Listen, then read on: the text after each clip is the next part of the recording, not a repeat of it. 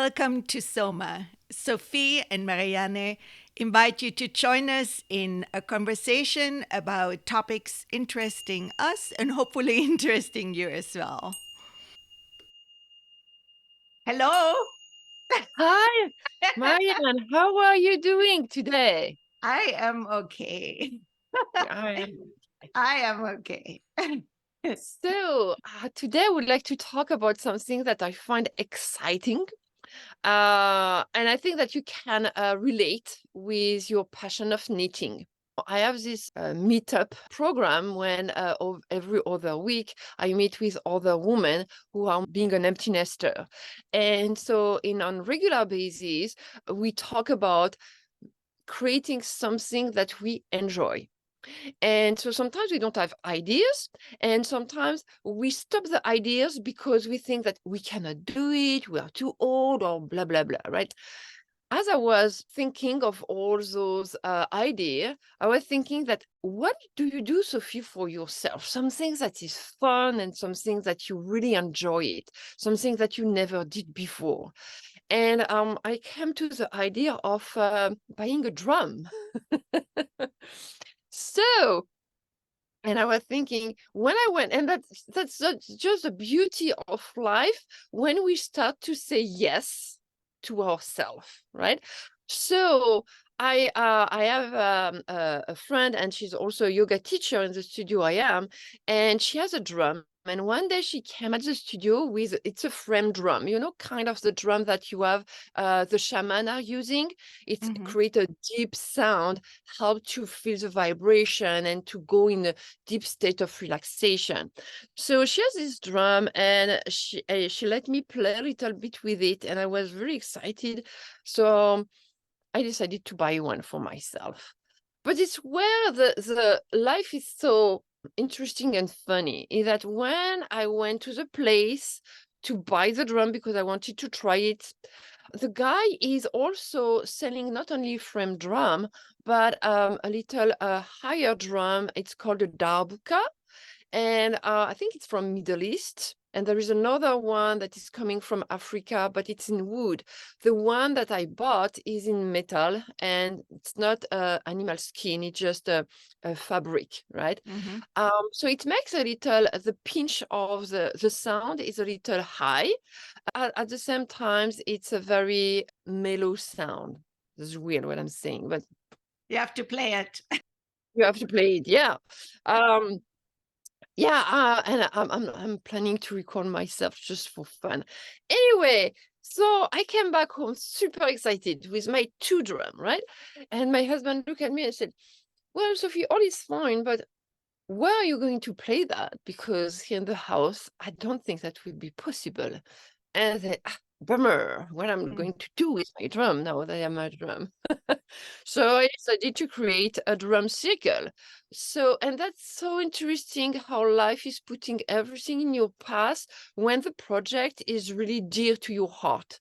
Because Mhm. I contacted the studio, she said, yes, you can rent the room once a month.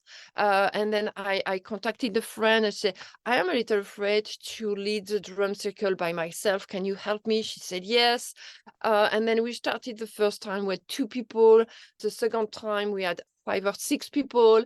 And here I had this little drum that require a little more technique. That's the frame drum. Honestly, you don't need to have much knowledge to play with it, and you have a beautiful sound. But the other one, the other drum, you need to have a little, more knowledge.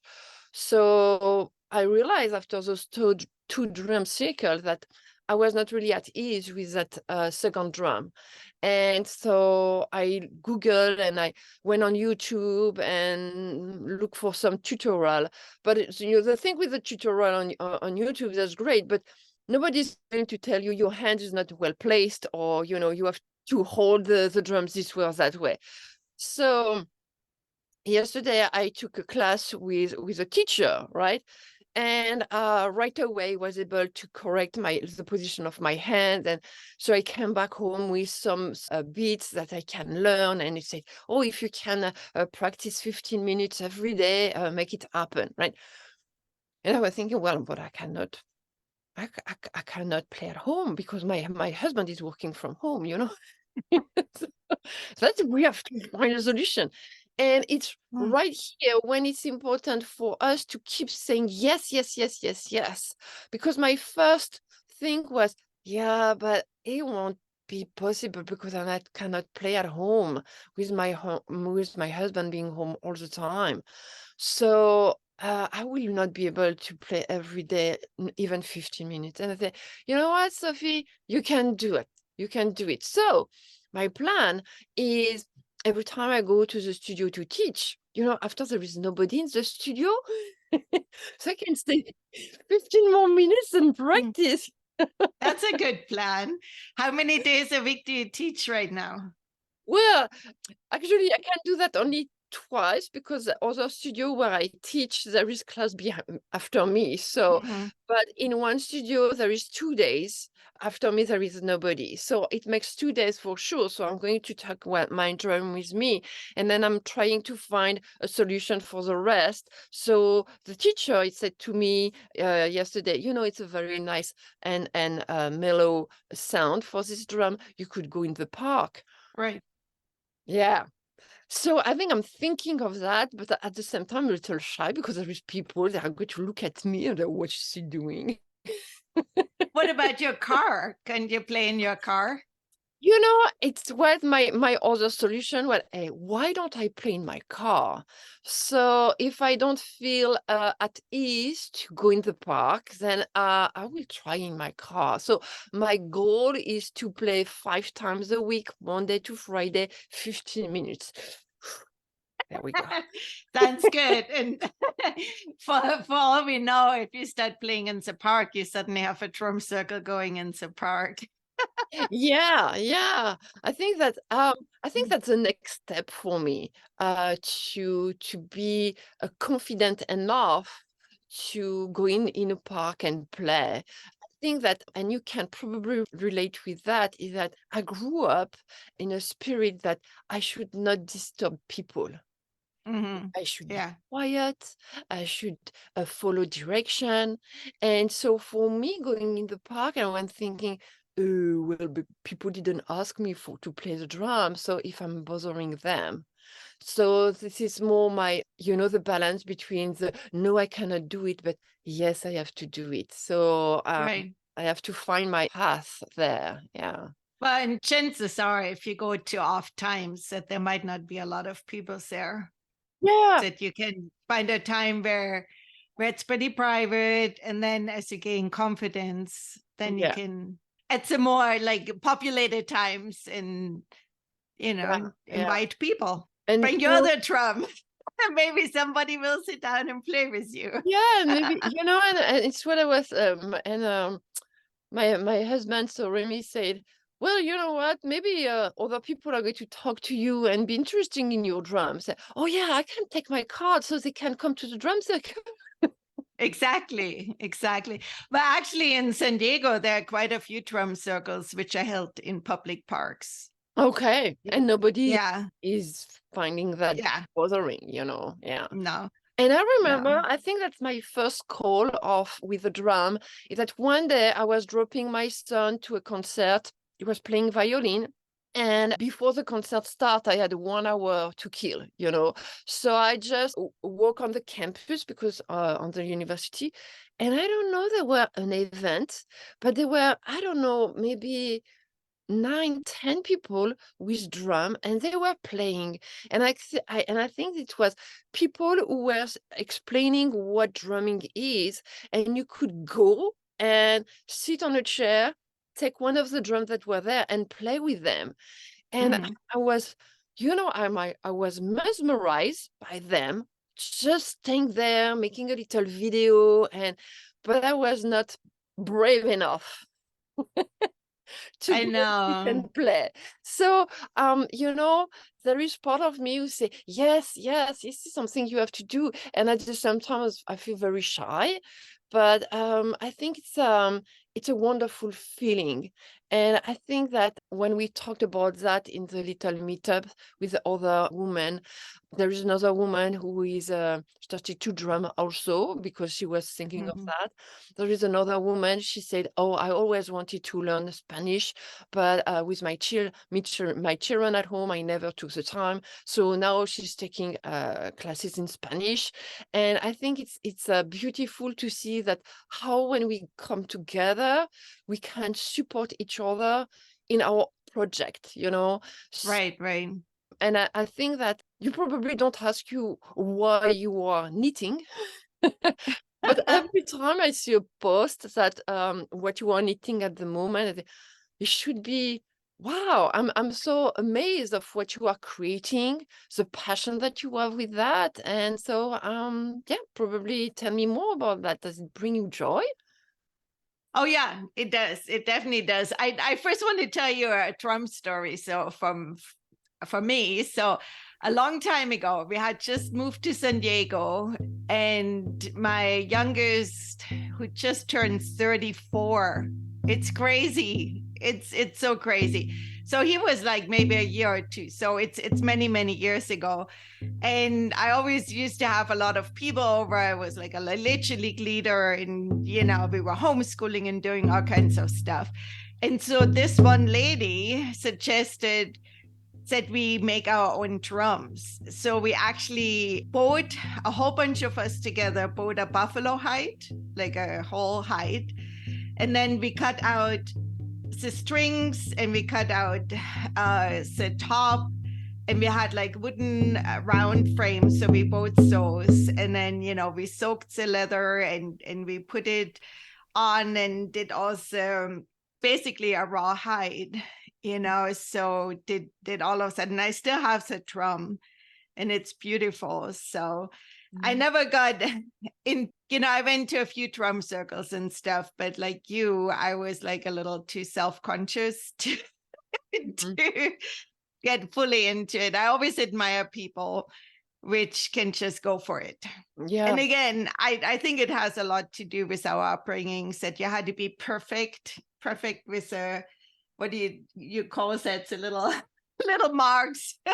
Yeah. English word is missing right now. But I really appreciate the spirit of, no, let me just do this. Share it with the public, even so it's not perfect. But Yeah. to get to my knitting, yeah, I used to knit a lot when I grew up. And it was kind of a time where it was still cheaper to make your own things than to buy them. Mhm. Mhm. And that has changed dramatically. And I really didn't do much with fiber while my kids were little. And, we're living in Southern California, and do you really need wool socks? And then when my husband started working up here, I had needles, and I had some yarn from way back when. And I used to only wear handmade socks back in Germany. Mm. So I said, oh, let me knit some socks for the kids. And in the beginning, it's funny, even so you have done a lot, if you are not doing it for many years, then suddenly it's a little bit like, what's the next step? I forgot. Mm. So luckily these days, like you mentioned before, we have online, we have the internet to look for things. I looked up, I don't remember, turning the heel on a sock, something like that. And somehow I came upon Ravelry, which is a social media site dedicated to knitting, crocheting, weaving, and spinning. Mm. That's it. That's all what is on there. I mean, people talk about all different stuff too, but that's the focus. That's what it's for. And it just opened this whole new world of knitting for me. Ever since I have gone there, I have learned so many techniques. And I was a good knitter before. I did a lot of things in my before years, my youth in Germany. So it really opened this whole new world of like unlimited learning, maybe is a good word for it.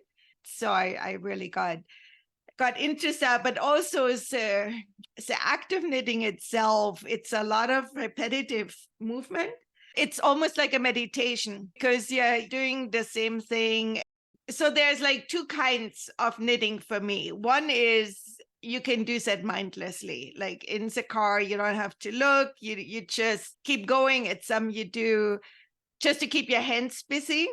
And a lot of people find, well, I mean, right now they're selling, what is it called? Fidget toys for kids, which have a hard time sitting still, so they can move their hands to some to concentrate better, to take in anything they want to learn. So knitting can be sad because you move your hands, so you have some else free your mind to concentrate on whatever you want to do.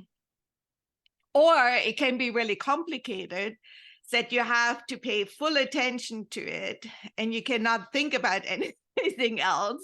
Our yoga teacher would always say that meditation can be anything. It just means that you're paying full attention to that one thing you're doing. You know, it doesn't have to be sitting still and, you know, trying to calm your mind, which for a lot of people that doesn't work because their mind is just too busy. So in knitting, I find if I have some which is complicated, I have to pay full attention to it. And then that's it. Everything else is gone. So it has a double usage. But I think it's so interesting what you are saying because for two passion, right? So when you talk about Right. knitting and I'm talking about drum, it creates also the same feeling for me that when I'm drumming, when I'm learning, I'm really focused. You know, yesterday after 1 hour, I said, "You want to learn?" I said, "No, I just want to go home." You know, I mean. But when I am in the drum circle, I play with the drum, but I play also with other instruments, and we are creating music together, and it's really meditative. And I think that it might be the key point if we are looking for something that help us to free ourselves, to make us happy. It becomes anything can become something that we are so focused on that the mind is not going in some other place. And if it's learning Spanish, then you are so focused that it makes you happy to learn more whatever in Spanish, right? Mm-hmm. It really brings you into a place where you are yourself and you feel whole.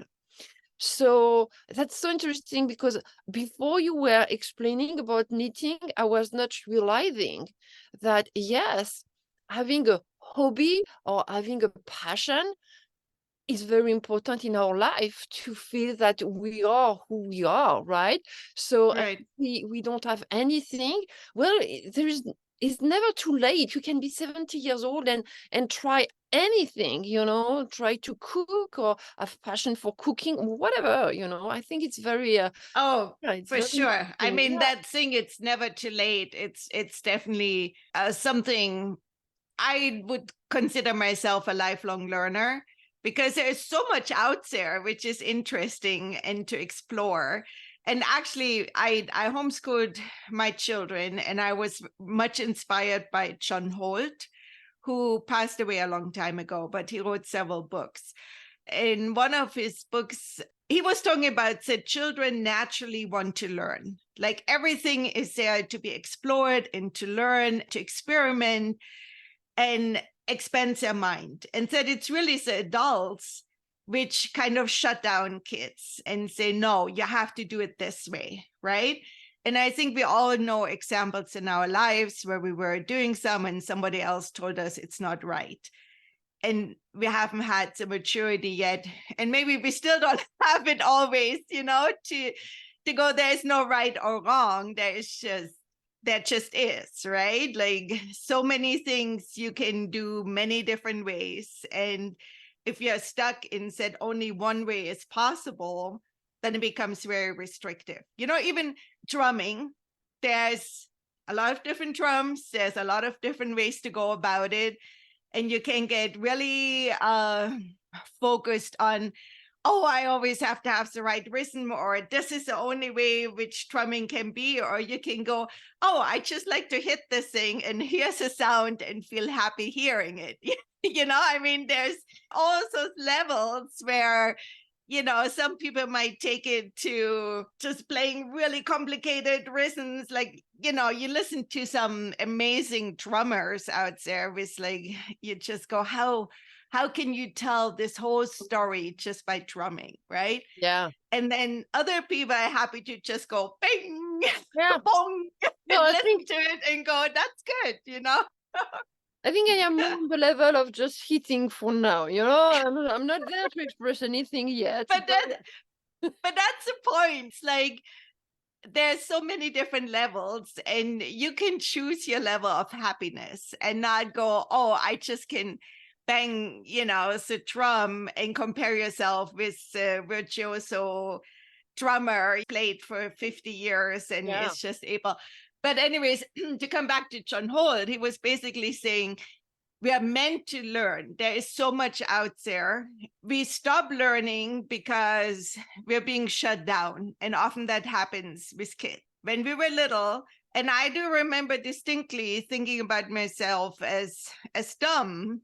I don't know what it is, but some days my brain can't spell. Some days I'm a wonderful speller, and some days I can't. And in Germany, if you didn't know how to spell right, you were considered an idiot. you know And and it German language is particularly difficult with all those little letters. yeah Yeah, yeah. well, English is really difficult too because there are so many different origins to words. So if you don't know if it comes from Latin or Greek or where it comes from, silent letters, how can you No, can yeah. you spell things right with also silent letters? Yeah. But anyways, the whole point is like, even if you're one day before dying, you can find some new. Yeah. He started to play cello when he was in his 60s and kind of shared that experience. In his case, he did a lot of writing on how children learn and how to support learning. But I think adults learn just like children. We learn by being interested in some and by just following our interests and our passions. And then you want to learn more and more and more. Yeah. And if it's not interesting, like for both of us a little bit, technology is not that interesting. So anything which has to do with that becomes a chore, Yeah. And regarding technology and electronics and all that, it really depends. I remember that one of my child, when he was young, if there was something that was broken at home, I was trying to fix it. So it was fascinating for me when I was opening the vacuum. Uh-huh. Fix it. I was, and so and when sometimes objects are dying, there is nothing you can do. So he asked me, Mom, can I disassemble everything and look what is inside? And now he study computer science and he's passionate by that. So it's make him he's creating his own joy by studying that. Of course. It made me think of something that for everyone who is listening to us and say, well, all that your story, Sophie, Marianne, that's fine, but I don't know where to start and I don't know what I want to do. Anything that creates passion in you, anything that seems to be interesting, but somehow you don't feel that you are able to do that, you are not good enough to do that. Every time you think that, by the end of the sentence, you add 2 words, until now. And I tell you that after a few times that you repeat that over and over, then it will change your state of mind. And as proof, I apply it on me because I'm not very good. Well, it's not that I am not very good. I never was able to keep plants alive in my house. And at some point I said, well, it is your choice. You let them die or you do what you have to do to keep them alive. And so, well, but I don't have the green thumb and I'm not good enough.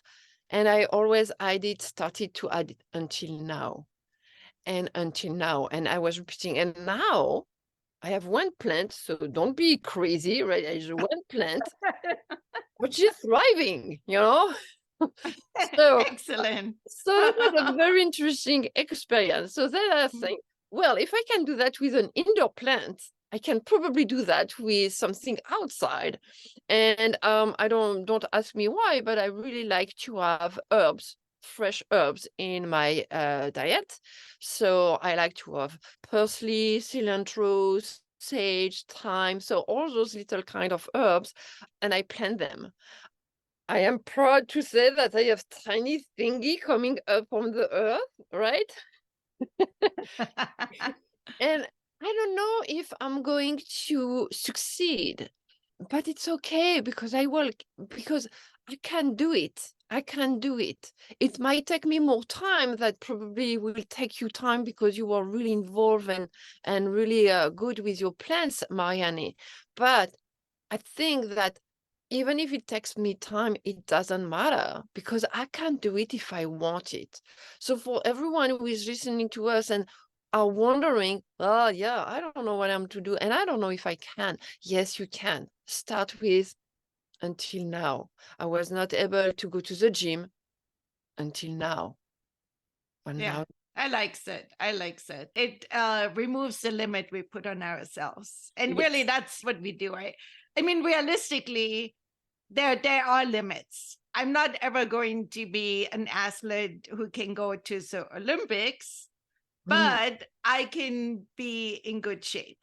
A little bit about is what we want to do might be realistic goal setting or maybe not goal setting at all, to just go for the experience, Yeah, you know? absolutely. I agree. I agree with that because sometimes we are so much goal oriented that we lose the essence of what is important, right?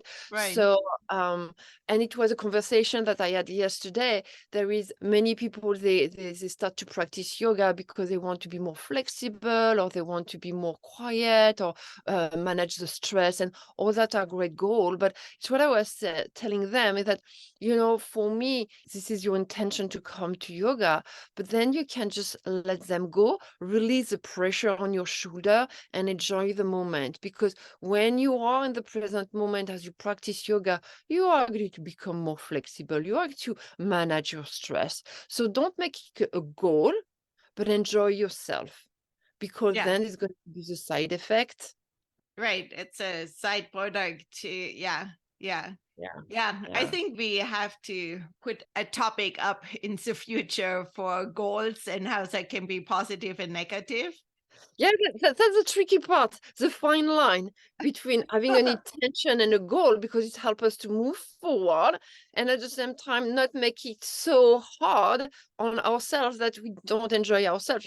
There's some people that start to say, oh, I'm going to have a business because I'm going to have a lot of money. And when I have a lot of money, I'm going to do traveling and spend time with my friend, blah, blah, blah. And then they are so caught into, I have to earn more money, that they never take time Right. To enjoy do all the themselves, fun stuff. For sure. For sure. I have a request. Would you record some drumming? Yes, ma'am. I will do it. I don't promise it's going to be beautiful, No, but I'm not asking for beautiful. I'm just asking. I'm going to say yes. Excellent. Say yes. Say yes to life, right? Yes, yes to life. Excellent. Well, I think we should say goodbye. What do you Okay, think? yeah, it was wonderful to talk with you, and I'll talk to you soon. Yep. Take Bye. care. Bye. Thank you so much for sharing your precious time with us. We love to have a conversation with you, and there are several places you can reach us. One is Instagram, Explore SoMa Podcast. That's mostly Marianne speaking to you there. On Facebook, there's a page, also Explore SoMa Podcast, and Sophie is the one talking to you there. And then we have a Patreon account, Explore SoMa Podcast, and both of us are hopping in and out, and we are really trying to build communities there. If you want to join us, we would love it. And of course, you can support us there, but you can also be there and be part of the conversation. If there is no money in your pocket to spare, We totally get that. Believe us, we have been there. Thank you so much. Take care until we meet again.